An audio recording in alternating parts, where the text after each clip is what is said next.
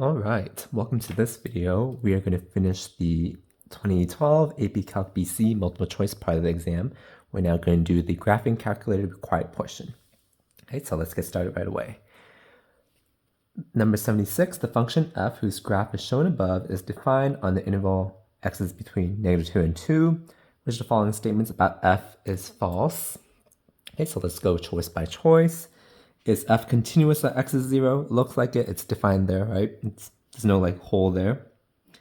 Is f differentiable at x is 0? Clearly not, because there's a corner or sharp turn. Derivative if we come from the left would be like this. Derivative if we come from the right would be like this. So it's probably this. How about x has a critical point, x is 0? Would that be true? It is a relative min per se, so it might have a critical point there. Absolute min in this interval, yes, okay, because we closed the interval, so there has to be absolute min, which is that point, so that's right. All right, concavity of the graph changes at x is 0. That's right, this is a concave down, this is a concave up. Okay, so we're left with B. All right, this is the calculator one. Let f and g be the functions given by f of x is e to x, g of x is x to the fourth. On what intervals is the rate of change of f greater than the rate of change of g? When it talks about rate of change, that's signal derivative. So they're asking when f prime, the rate of change of f, is greater than g prime, the rate of change of g. So what is f prime? That's just e to x. What is g prime? That's just 4x cubed. We need to find out when this is true, so we need to graph it. So let me graph that real quick. Okay, so I graphed it, but actually it's a little easy to see it when it's e to x minus 4x cubed is greater than 0. Okay, so I just moved this to the other side of the inequality. So I graphed this guy actually. So it looks like this over here. So where is it greater than 0? So clearly, let me put defined roots. So when x is less than 0.831, so probably this one, right? From negative infinity all the way to 0.831. And then afterward, there's another point over here. If it will allow me to find it. And also after 0.738 all the way to infinity, it's also greater than 0, right? So it'll be B. Okay, so that's how we do this one. Moving on. Graph of the piecewise linear function is shown above. What's this integral? Okay, so we had to break this integral up into integral from -1 to 9, 3 f of x dx plus integral from -1 to 9 of 2 dx. Okay, so we can even rewrite this as 3 integral -1 to 9 f of x dx. So I just moved the constant out in front by properties of integrals. This one we can even just solve right away. This is just 2 times 9 minus -1. Okay. How do we get this integral? This is area under the curve. So it'll be the area of this trapezoid and this triangle. This trapezoid would have negative area because it's below the x-axis. Okay, so it'll be 3 times, so how do we find the area of a trapezoid? Average the bases times height. So base is 1, 2, 3. This base is 1, 2, 3, 4. And then the height is -1. Okay. So I should write like this. This is the trapezoid, and then we add the triangle, which is half. The base is what? 1, 2, 3, 4, 5, 6. The height is 2. Okay, and then this one would be plus 20, right? Because this is a 10. 10 times 2 is 20. So this is just tedious math now. You can even put it in your calculator. So let me actually do that. Actually, I can do it in my head. Let me just do that. This is what? 3 times minus 7 over 2. This is plus 6 plus 20, which is, this is what, 3.5. So it would be 3 times minus 2.5 plus 20, right? So it should be like 20 minus, what's that? 7.5. Did I do this right in my head? Let me see. This should have been a plus, that's why. Okay, so this is plus, so then this is 27.5, C. Okay. Let f be a function having derivatives of all orders such that x, for x greater than 0, such that f of 3 is 2, f prime of 3 is -1, f double prime of 3 is 6, f triple prime of 3 is 12, which of the following is the third degree Taylor polynomial for f about x is 3. Okay, so how do we do this? Remember how to find a Taylor series or something? In this case, it's a Taylor polynomial for x is 3, third degree, so up to the x cubed term. Okay, so it'll be summation as n goes from 0, not to infinity, that's an infinite power series or Taylor series, but this would be up to 3 of the nth derivative at 3 x minus 3 to the n over n factorial. Okay, so we go from 0 all the way to 3, so we just plug into the formula, right? So the first term would be when n is 0, so this would go away, this would go away, so we're left with the 0th derivative, or just f of 3, right? So that would just be 2, okay?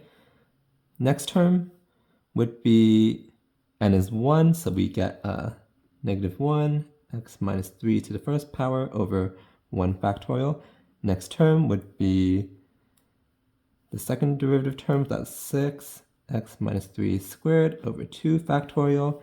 Next term would be this one, 12 x minus 3 cubed over 3 factorial. Okay, so if we simplify a little bit, that's 2 minus x minus 3 plus 3 x minus 3 squared plus 2 x minus 3 cubed. Okay, so which one is that? Looks like E, right? Yep, that's the correct answer. Okay, let's move on.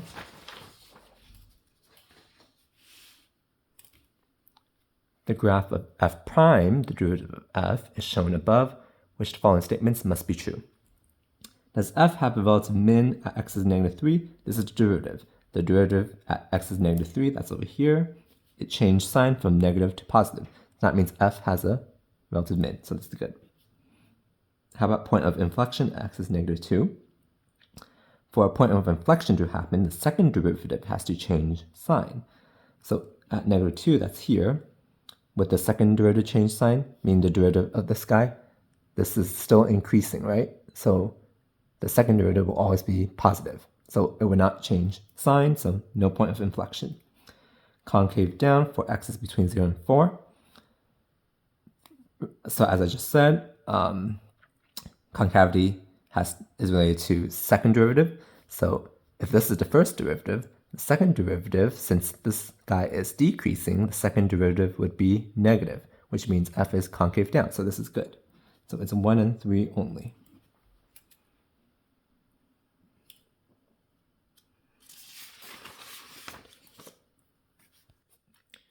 Let f be a function that is twice differentiable on x is between -2 and 2 and satisfies the conditions in the table above. If f of x is f of -x, so this should signal something, what are the x-coordinates of the points of inflection on the graph of f on the same interval? This should signal this is f is even. Okay? So if f is even, then on this side, the same thing will happen. So it'll be -1 less than x less than 0. So I'm just going to continue the table on this side. All right, and then -2 less than x less than -1. Okay, so I'm just kind of reflecting this over onto the -x side. Okay, so it's symmetric. So if this is positive, this will also have to be positive. This one would be negative. This one would be negative. And same thing, we copy this guy over here since it's symmetric. Okay, So points of inflection, that's when the second derivative changes sign. So it changes sign here, right? Second derivative this row, it changes sign here, does not change sign here, but it changes sign again here. So it'll be at -1 and 1 that it changes sign. So that's where the points of inflection would be. Okay, this is a calculated problem. What's the average value of y is square root cosine x on this interval?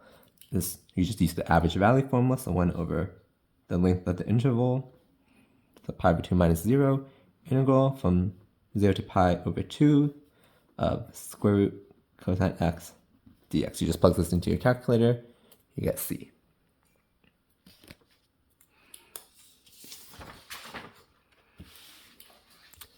If the function f is continuous at x is equal to 3, which of the following must be true? If it's continuous, then we know that limit as x goes to 3, f of x is f of 3. This is definition of continuity. All right, so we might have to use that here. Is f of 3 less than limit as x approaches 3 f of x? We just said it has to equal, so cross that out. Limit from the left does not equal limit from the right. Well, the limit exists, and it's f of 3. So if this happens, if the limit from the left does not equal the limit from the right, the limit does not exist, but it does exist. Cross that out. Okay, limit from the left equals limit from the right, which is f of 3. I just said over here that the limit is equal to f of 3, and limit from the left equals limit from the right, as I said up for this up here. So it's probably this one. Let's continue. Derivative of f at x is 3 exists. We only know it's continuous. We don't know if it's differentiable. So cross that out. Derivative of f, it talks about derivative again, we don't know. Okay. All right. For x is between -1.5 and 1.5, let f be a function with first derivative given by this guy. Which of the following are all intervals on which the graph of f is concave down?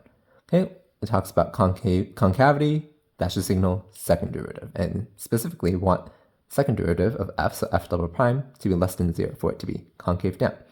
Okay, so we have f prime, we can find f double prime. You could probably just do this in calculator, but this one's very doable by hand actually, so I did it by hand.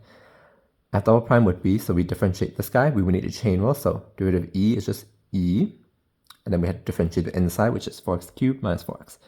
Derivative 2 is just 0. So we set this equal to 0 to find our critical points, right? This e is never 0, so only this term will make f double prime go to 0 if it does. Okay, so I just set 4x cubed minus 4x is equal to 0, so I factored out a 4x, and then this guy, I could factor again, x plus 1, x minus 1. So our critical points are 0, -1, and 1. Okay, so I did the second derivative test here. We plug in some huge negative number. This would be negative, this would be negative, this would be negative. 3 negatives make a negative. Plug in some number in this interval, like -half. This would be negative, this would be positive, this would be negative. 2 negatives make a positive. Plug in some number here, like positive half. Positive, positive, negative. So 1 negative makes a negative. Plug in a huge positive number, these will all be positive, so it's positive. Okay, so when is it concave down? That's when f double prime is less than 0, we said. So it'll be in this interval and this interval. So specifically, we only want between -1.5 and 1.5. So we can cut it here. Okay, so it'll be this interval and this interval. So looks like it is D. That's right. Okay. Okay, the fuel consumption of a car in miles per gallon is modeled by this guy, where S is the speed of the car in miles per hour. If the car is traveling at 50 miles per hour and its speed is changing at the rate of 20 miles per hour squared, what is the rate at which its fuel consumption is changing? So there's lots of things going on here, actually. So first, I picked out the question is, what is the rate at which its fuel consumption is changing? This is the fuel consumption. The rate at which it is changing is the derivative, f prime. So we are interested in f prime, okay? So I would want to differentiate this guy, okay? However, it tells us that S is also changing with respect to time, the speed. it tells the speed is here, but it also tells the speed is changing at a rate of 20 miles per hour squared. So we probably have to implicitly, not implicit definition, this is chain rule, actually. Okay, F is a function of S, so the fuel consumption is a function of the speed, but the speed is a function of time. So we have to use the chain rule, actually. So I did that here. F prime of S would be derivative of E is just E, so I left that alone. And then times derivative inside, so derivative of S over 20 is 1 over 20. And then we multiply by dSdt, because we have to use the chain rule. Minus derivative of this guy, power rule, it'll be S over 1200. And then dSdt again, by the chain rule. Okay, so we want F prime of 50 because we want the rate at which its fuel consumption is changing when S, the speed, is 50. So we plug 50 in as S.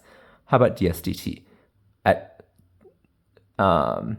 At this speed, the rate of change of the speed is 20. So I plugged in 20 for dSdt.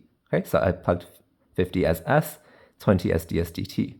Okay, so plug this into your calculator, you should get B. Okay. This one I'm pretty sure I did on the AB video, but let me do it again. If f prime of x is greater than 1 for all real numbers x, and integral from 4 to 7 f of t dt is 0, which of the following could be a table of values for the function f?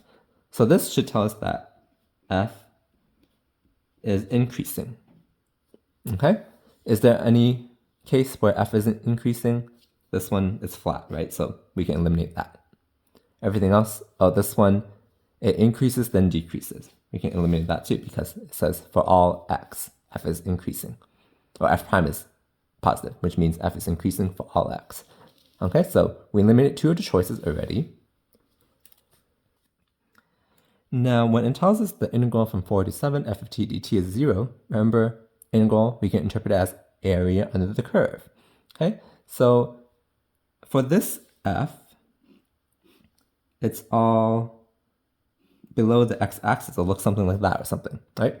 So the area would be negative. It's not 0, so we eliminate that. Okay, for this one, it's sometimes negative and then becomes positive. So there's a chance that it could be 0. Okay, so let's keep that. This one, it's always positive, so the area will be greater than 0. So cannot be that. So the only choice is B. Once again, we interpret this as area under the curve. Okay, so some of it is under the x-axis, so it will be a negative area. And then some of it will be above the x-axis. So only this one has a chance to make it 0. So this is the answer.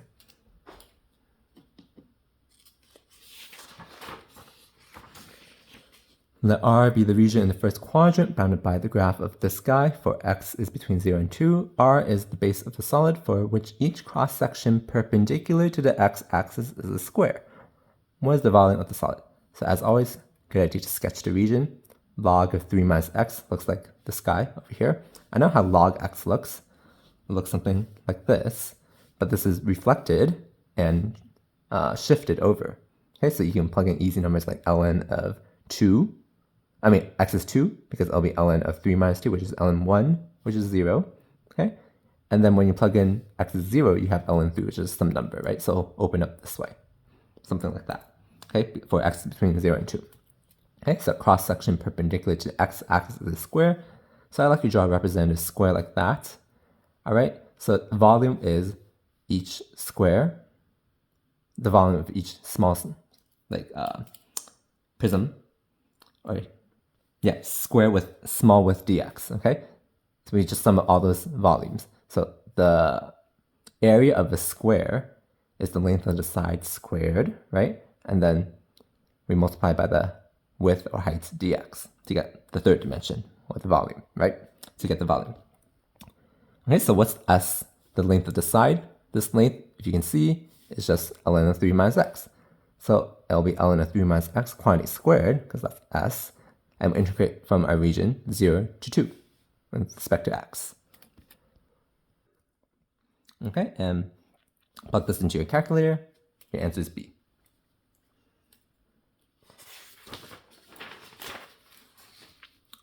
The derivative of a function f is increasing for x is less than 0 and decreasing for x greater than 0. Which of the following could be the graph of f? So the derivative is increasing for x is less than 0. What does that mean? That should tell us that it's concave up. Okay, so x is less than 0, f is concave up. Right, how did I know that? Well, if f prime is increasing, that means f double prime is positive. Okay, whenever the function increases, its derivative is positive. So in this case, this is f prime, so f double prime is positive. Okay, if f double prime is positive, that means f is concave up. Similarly, for x is greater than 0, the derivative is decreasing, that means f double prime is negative, so f is concave down.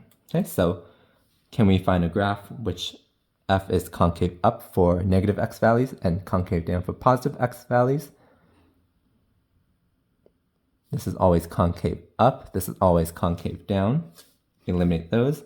This one for x less than 0 is concave down, but we need concave up, so nope. This is concave down for x is less than 0, so that is probably okay. Let's keep that.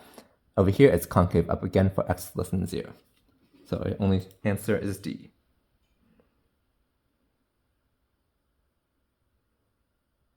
Oh, sorry, I messed things up.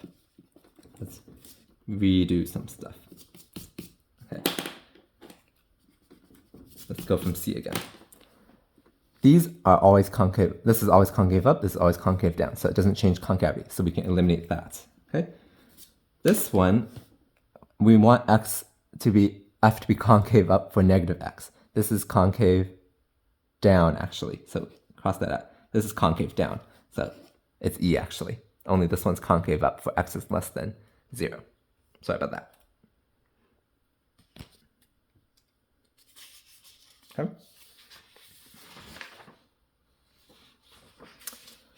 Particle moves along a line, so that's acceleration for t greater than or equal to 0 is given by this guy.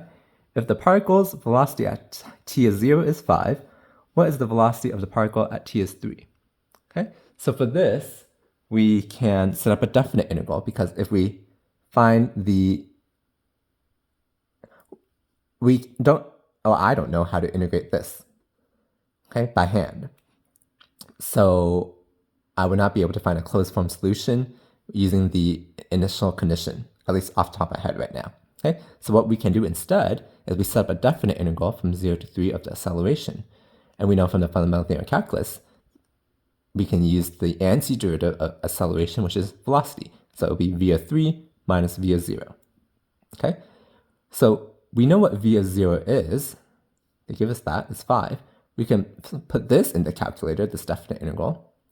All right, so we can find v of 3. So v of 3 is integral from 0 to 3 of this guy, plus v of 0. So this guy, we plug it into the calculator, we get 6.71, and then we add 5, because they give us v of 0 is 5. So the answer is E. If the series this guy converges and a sub n greater than 0 for all n, which the following must be true. Okay, let's go down the list. Limit as n goes to infinity, a sub n plus 1 over a sub n is equal to 0. Okay, this is trying to use the ratio test, but remember the ratio test says if it converges, the limit has to be less than 1. It doesn't have to be equal to 0. It has to be less than 1. So it could be like half or something. So we can cross that out. Absolute value a sub n is less than 1 for all n. We don't know that because this an could start very big. As long as it decreases to 0, it's fine. Absolute value, summation of a sub n is 0 from 1 to infinity. That's clearly not true because we know that a sub n has some value that's greater than 0. So when you add something that's non-zero, it's definitely not 0, right? And a sub n diverges. How do we know that? We don't know anything about that. So let's hold off on this first. How about this one? A sub n over n converges. This we know is true by the comparison test. Okay. we know that a sub n over n is less than a sub n for n greater than 1, equal to 1. Okay, we're dividing a sub n by some positive number. So of course, a sub n over n is going to be smaller than a sub n. So if this guy converges, something smaller will of course converge also. So we're just using the comparison test here. Okay, so with that logic for this one would be bigger. We can't conclude anything about something bigger than something that converges, right? It could converge, it could diverge, we don't know. Okay, last two problems. The figure above shows the graph of the polar curves. R is 2 cosine 3 theta and R is 2. What is the sum of the area of the shaded regions? Okay, so immediately I thought, well, I can first find the area of the huge circle, the whole circle. That's easy, because it's a circle of radius 2, so it'll be pi r squared, where r is 2, so pi times 2 squared, which is 4 pi. Okay, and then I can find the area of one petal, all right, and then I can just subtract the area of the full circle minus 3 petals. Okay, so how do we get the area of one petal? So remember the formula for area of a polar curve. It's half integral r squared d theta. It's the area of a sector type of thing. All right, so what are limits of integration? That's the tough part. Well, if we start from theta is 0, it'll be here. So we want it to go back to the origin.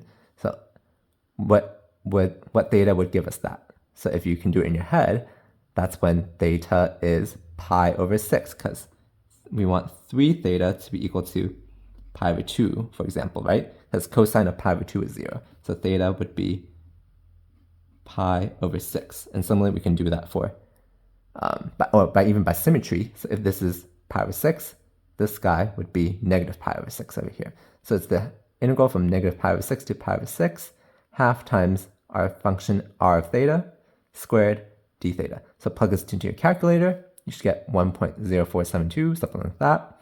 So area of the shaded, as I said, was area of the whole circle, so 4 pi, minus 3 times area of one petal. So this is area of 3 petals, which there's 3 here, right? And if you plug this into your calculator, you should get d. Okay, and the last problem for this video and for this test, the function f, so h is differentiable. And for all values of x, h of x is h of 2 minus x, which the following statements must be true. Okay, so integral from 0 to 2, h of x dx is greater than 0. Do we know that? Let's come back to that. I feel like that, I can't think of something off the top of my head right now, like really quickly. How about h prime of 1 is 0? So let's probably differentiate both sides. H prime of x would be h prime of 2 minus x times negative 1. We need to chain rule. Okay, so is h prime of 1 equal to 0? H prime of 2 minus 1 times minus 1. Okay, so h prime of 1 would be negative h prime of 1. This can only happen when h prime of 1 is 0, so this is good. Okay, how about h prime of 0 is h prime of 2, which is 1. Is that true? Let's plug it in. H prime of 0 is h prime of 2 minus 0 times negative 1, which is h prime of 2 times negative 1. Okay, so h prime of 0 cannot equal to h prime of 2, because it'll be negative h prime of 2. Okay, so this is wrong. Okay, so how about this first one now? Do we need to do it? Okay, so we know that 2 is true, so it cannot be 1 only, and it cannot be 3 only because 3 is false, and 2 is true, right? So it's 2 and 3, so it cannot be that. All right, so we have to figure out if 1 is true, okay? All right. Maybe let's just sketch out how this could possibly look. Okay, so from 0 to 2, we're interested in. Okay, so if h of 0 is the same thing, so if, okay, let's write it as h of 0 would be the same thing as h of 2. Okay, so if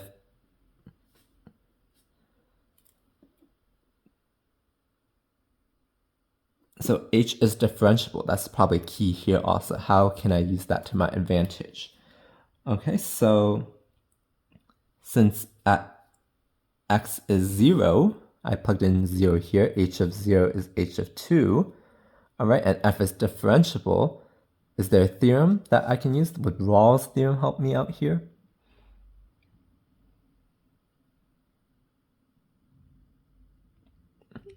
Not in terms of area, I'm thinking, because it just says that there's some number between 0 and 2 such that h prime of x is 0. Okay, so this must be true. So if it's like this, if h is 0, 0, then h of 2 is also 0, and everything is 0, then that's fine. But if it's something up here, for example, even if it's just a straight line, that's some positive area, right? So I don't think this is necessarily true then, okay? It just tells that f is differentiable and that these two values are the same. So if it's differentiable, it has to be continuous, so it could look like this, it could look like this, or it could just oscillate twice like that, and it could be 0. Actually, yeah, oh, this is saying it has to be positive, so it could be just some flat line like this. So I found a counterexample right there, so not necessarily true. So B. Okay, and that's it for this exam. Hopefully this video helped. Please like this video if it did, and please subscribe to the channel also if you haven't already, and to be notified for the next